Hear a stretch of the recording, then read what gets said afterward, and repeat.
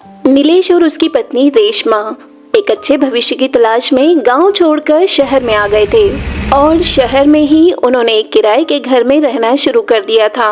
अपने शुरुआती दिनों में नीलेश ने यहाँ वहाँ मजदूरी की। इसके बाद उसे एक अच्छी जगह पर काम मिल गया था। यह लो रेशमा, आज की कमाई। यह अभी बहुत थोड़ी सी है, लेकिन तुम देखना एक दिन हम बहुत सारा पैसा कमाएंगे और ऐसो आराम से रहेंगे। सच कहूँ तो मैं आपकी मेहनत की इस कमाई से भी बहुत खुश हूँ और बाकी तो जो परमात्मा दे दे, मुझे तो सभी स्वीकार है। नीलेश और रेशमा भले ही गरीब थे, लेकिन वे दोनों एक दूसरे के साथ बहुत सुखी थे। नीलेश और रेशमा का इसी तरह से एक सुखी जीवन बीत रहा था और कुछ समय बाद उनके घर में एक किलकारी भी गूंजी और अब नीलेश और रेशमा दो जुड़वा बेटियों के माता पिता बन चुके थे। अपने घर में दो जुड़वा बेटियां देखकर नीलेश की खुशी का तो ठिकाना ही नहीं रहता है। रेशमा, हम कितने सौभाग्यशाली हैं ना। कहते हैं कि जिस घर में बेटियों का जन्म होता है वहाँ लक्ष्मी माता आती है, और हमारे यहाँ तो दो बेटियां आई हैं। अब बस माता रानी की कृपा हम पर ऐसी ही बनी रहे तो हम इन्हें एक अच्छा भविष्य दे सकेंगे। अरे, मेरे होते हुए तुम परेशान क्यों होती हो? मैं हूँ ना। मैं उनके लिए 24 घंटे सप्ताह के 7 दिन मेहनत करूँगा और मैं अपनी बेटियों को कोई भी कमी महसूस नहीं होने दूंगा। नीलेश एक बहुत ही मेहनती इंसान था और वो अपने परिवार को हर सुविधा देना चाहता था। और एक दिन, रेशमा, मुझे कंपनी की ओर से एक बड़े शहर में काम करने के लिए जाना है। अरे आप पागल हो गए हैं क्या? अभी तो हमारे बच्चे दोनों ही बहुत छोटे हैं। आप मुझे और उन्हें अकेले छोड़कर जाने की सोच भी कैसे सकते हैं? हाँ रेशमा, मैं तुम्हारी बात समझ रहा हूँ, लेकिन तुम भी तो जरा सोचो, मैं हमारे बच्चे के लिए ही ना ये सब कर रहा हूँ। नीलेश अगली सुबह की गाड़ी पकड़कर दूसरे शहर चला जाता है और यहाँ पर बेचारी रेशमा बच्चों के साथ रह जाती है। धीरे धीरे समय बीतता है और अब रेशमा की दोनों बेटियाँ वंदना और वैष्णवी भी बड़ी होने लगी थी। नीलेश हर महीने रेशमा के पास पैसे भिजवा दिया करता था, लेकिन इस महीने रेशमा के पास पैसे नहीं आए थे, जिस वजह से वह परेशान होने लगी थी। हर बार तो पैसे समय पर आ जाते थे, लेकिन इस बार क्यों नहीं आए? नीलेश इतने गैर जिम्मेदार तो नहीं है कि कुछ बताए भी ना। क्या हुआ होगा? रेशमा 1-2 दिन तक तो यही सब सोचते हुए परेशान थी कि एक दिन उसके घर के बाहर कुछ लोग आए हुए होते हैं और रेशमा को बताते हैं कि नीलेश अब इस दुनिया में नहीं रहा। अपने पति की मौत की खबर सुनकर रेशमा बहुत ही ज्यादा दुखी हो जाती है। उसकी दोनों बेटियों का भी रो रो कर बुरा हाल हो जाता है। हे भगवान, मेरे इस हंसते खेलते परिवार को किसकी नजर लग गई? मेरी बेटियों को तो अपने पिता का चेहरा भी ठीक से याद नहीं है। कम से कम तुझे इन्हीं के बारे में तो सोचना चाहिए था। नीलेश के गुजर जाने के बाद अब वंदना और वैष्णवी की सारी जिम्मेदारी रेशमा के कंधों पर ही आ गई थी और बहुत हिम्मत बनाकर रेशमा खुद से कहती है, नीलेश, आपने हमारे बच्चों के लिए इतना कुछ किया था, तो अब मैं भी इससे पीछे नहीं हटूंगी। मैं अपनी बच्चियों के लिए बिल्कुल आपकी ही तरह दिन रात मेहनत करूंगी। और ऐसा सोचकर रेशमा काम ढूंढने के लिए निकल जाती है और एक सिलाई की दुकान में जाकर कहती है, बहन जी, क्या मुझे आपकी दुकान में काम मिल सकता है? अच्छा, तो काम चाहिए तुम्हें? वैसे बताओ क्या क्या सिल लेती हो तुम? क्या सिलाई? नहीं बहन जी, वो तो मुझे नहीं आती है। आप कुछ और काम बता दीजिए, मैं वह कर लूंगी। अरे तुम पागल वागल हो क्या? सिलाई की दुकान में तुम्हें सिर्फ सिलाई का ही काम मिल सकता है ना। मेरे पास कोई और दूसरा काम नहीं है, तुम कहीं और जाकर काम ढूंढ लो। पता नहीं कहां कहां से आ जाते हैं टाइम वेस्ट करने के लिए। रेशमा को उस महिला का व्यवहार बहुत ही बुरा लगता है, लेकिन ये तो दुनिया की सच्चाई है जिसका सामना आज से रेशमा को करना ही है।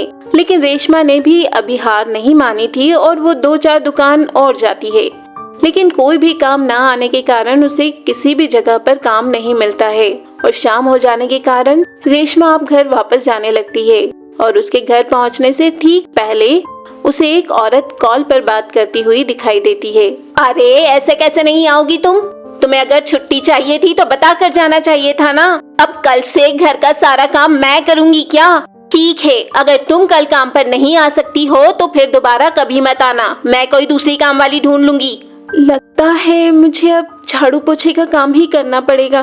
मुझे वैसे भी तो बाहर का कोई काम नहीं आता है। चलो ठीक है, इनसे बात करके देखती हूँ। नमस्कार दीदी, मैंने सुना है कि आपकी काम वाली नहीं आ रही है, तो क्या आप उसकी जगह कोई नई काम वाली रख सकती हैं क्या? हाँ, मुझे काम वाले की जरूरत तो है। तुम किसी को जानती हो तो बताओ। दीदी, मैं खुद ही आपका काम कर दिया करूँगी। रेशमा की वेशभूषा देखकर मालती को यकीन नहीं होता है कि रेशमा भी ऐसा कोई काम कर सकती है। क्या तुम, वो भी नौकरानी? तुम्हें देखकर तो लगता है कि तुम अपने घर में भी झाड़ू पोछा नहीं किया करती होगी। नहीं नहीं, ऐसा कुछ भी नहीं है। दरअसल मेरे पति मेरा बहुत ख्याल रखते थे और उन्होंने कभी भी मुझे किसी चीज की कमी नहीं होने दी। लेकिन उनके जाने के बाद से मेरी 2 बेटियों की जिम्मेदारी मुझ पर ही आ गई है, इसीलिए अब मुझे कुछ न कुछ तो करना ही पड़ेगा।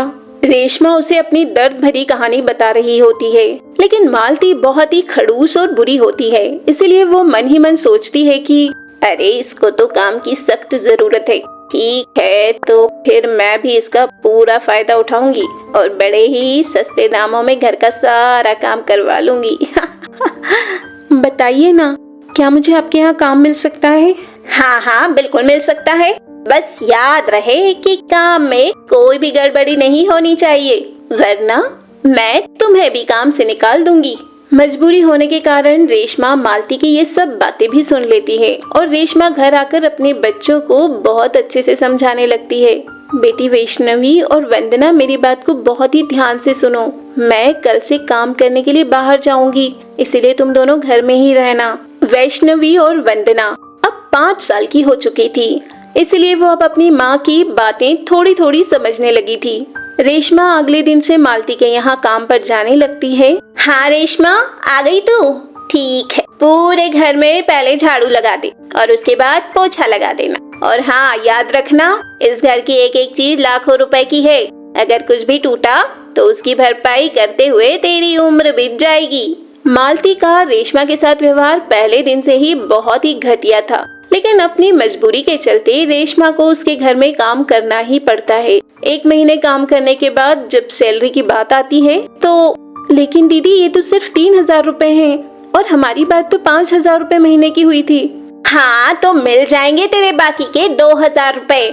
मैं कहीं भागी थोड़ी जा रही हूँ। रेशमा कुछ नहीं कहती है और अपने 3000 रुपए लेकर घर चली जाती है। इतने से पैसों से क्या होगा? अभी तो घर का राशन भी लाना है और दोनों बच्चियों का स्कूल में एडमिशन भी तो कराना है। रेशमा पैसों की कमी की वजह से परेशान थी, साथ ही वो रोज घर आने में भी लेट हो जाती थी, जिस वजह से वो मालती से कहती है, दीदी मुझे घर जाने में लेट हो जाता है, इसलिए मैं सोच रही थी कि आप लोगों के लिए खाना बनाते वक्त मैं भी अपने घर के लिए खाना बना लिया करूंगी और इसके बदले में आप मुझसे पैसे ले लेना। मालती इस बात के लिए मान जाती है और एक दिन जब रेशमा खाना बनाकर घर ले जा रही होती है, तभी रास्ते में उसे एक बूढ़ी अम्मा दिखती है। बेटा कुछ खाने को दे दे, 2 दिन से कुछ खाया नहीं है।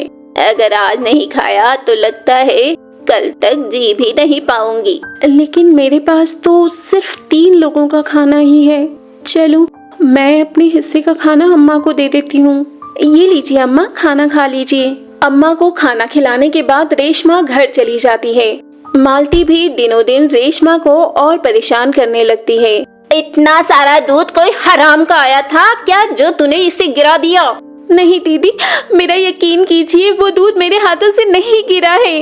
वो दूध तेरे हाथों से नहीं गिरा तो क्या भूत आकर गिरा गया है? मैं कुछ नहीं जानती, इसका पैसा तो तुझे ही भरना पड़ेगा।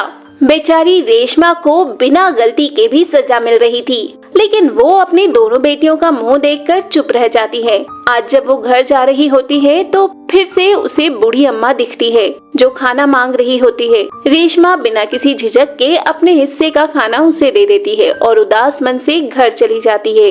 मैंने तुझे पहले भी कितनी बार समझाया था कि सफाई करते हुए कुछ भी टूटना नहीं चाहिए। इस गमले की कीमत तुझे पता भी है, ये पूरे 10,000 का है। ऐसा कहकर मालती रेशमा को झाड़ू से खूब पीटती है, जिससे झाड़ू भी टूट जाता है। ये देख, तेरी वजह से झाड़ू भी टूट गया। अब इसकी भी भरपाई तुझे ही करनी होगी और आज तुझे घर ले जाने के लिए कोई खाना नहीं मिलेगा। नहीं नहीं दीदी, ऐसा मत कहिए। मेरी दोनों बेटियां घर में खाना खाने के लिए मेरा इंतजार कर रही होंगी। रेशमा के बहुत गिड़गिड़ाने पर भी मालती उस पर जरा भी दया नहीं करती है और साथ ही उससे कहती है, ये टूटा झाड़ू पकड़ और अगर कल खाना चाहिए हो तो अपने पैसों से एक नया झाड़ू खरीद कर ले आना। बेचारी रेशमा टूटा झाड़ू लेकर उदास मन के साथ घर वापस जा रही होती है कि तभी उसकी नजर बूढ़ी अम्मा पर पड़ती है, जो मुस्कुराकर उसे ही देख रही थी। माफ करना अम्मा, आज तो खाना नहीं है। कोई बात नहीं बेटा, वैसे देख मुझे आज एक नया झाड़ू पड़ा मिला। अब इसका मेरे पास क्या काम, इसलिए तू इसे रख ले। रेशमा अम्मा का दिया हुआ झाड़ू अपने पास रख लेती है और अगले दिन जब वो काम करने के लिए पहुंचती है तो मालती एक बार फिर से जानबूझकर दूध गिरा देती है और इसका इल्जाम रेशमा पर लगा देती है। बस बहुत हुआ तेरा, आज तो मैं तुझे छोड़ूंगी नहीं। ऐसा कहकर वो मालती रेशमा को मारने के लिए आगे बढ़ती है, लेकिन वो जैसे ही रेशमा को मारना चालू करती है तो अम्मा का दिया हुआ झाड़ू खुद ब खुद मालती की पिटाई करने लगता है, जिसे देखकर रेशमा और मालती दोनों को ही हैरानी होती है। रेशमा, मैं तुम्हारी ईमानदारी और काम से खुश हुआ हूँ, इसलिए अब तुम्हें इसके घर में काम करने की कोई जरूरत नहीं है और मैं तुम्हें इतना धन दूंगा कि तुम्हें कभी किसी के आगे हाथ फैलाने की जरूरत नहीं पड़ेगी। उस जादुई झाड़ू को बोलता हुआ देख रेशमा बहुत हैरान थी, इसीलिए वो तुरंत झाड़ू को लेकर उस बूढ़ी अम्मा की तलाश में निकल जाती है, जहाँ वो देखती है कि वो बूढ़ी अम्मा कहीं जा रही है। तो दोस्तों, ये थी जादुई झाड़ू की कहानी। अगर ये कहानी आपको अच्छी लगी हो तो वीडियो को लाइक कर चैनल को सब्सक्राइब जरूर करें, साथ ही दोस्तों को भी शेयर करें ताकि वो भी इसका आनंद ले पाएं। धन्यवाद।